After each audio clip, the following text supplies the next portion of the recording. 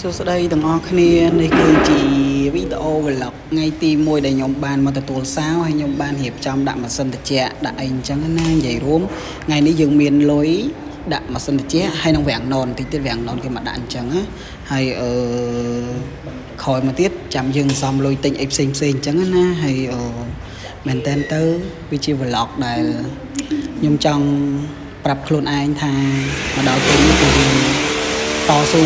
យើងនៅម្នាក់ឯងហើយយើងអាចមានលទ្ធភាពដើម្បីបង់ខុនដូនៅអញ្ចឹងណាពីមុនមកដែលយើងនៅបន្ទប់ជួលនៅអីក៏ពិបាកដែរហើយនៅបន្ទប់ជួលខ្ញុំចង់ធ្វើវីដេអូចង់ធ្វើ podcast ឲ្យអ្នកទាំងអស់គ្នាមើលក៏វាពិបាកអញ្ចឹងណាអញ្ចឹងឥឡូវនេះចាប់ពីថ្ងៃនេះតទៅអ្នកទាំងអស់គ្នានឹងបានមើលវីដេអូ podcast ខ្ញុំឲ្យមើលទៅព្រោះឲ្យ podcast ដែលខ្ញុំធ្លាប់ post លើ page លើអីហ្នឹងដែលអត់ទាន់បានធ្វើឥឡូវចាប់ផ្ដើមបានធ្វើអីណាអ្នកទាំងអស់គ្នាហើយខ្ញុំអត់ទាន់សន្យាថាថ្ងៃណានឹងបានអញ្ចឹងណាហើយវីដេអូខ្ញុំនេះណា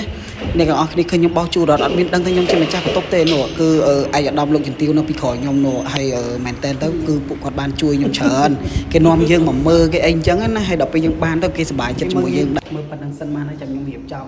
ហើយចាំយើងមើលត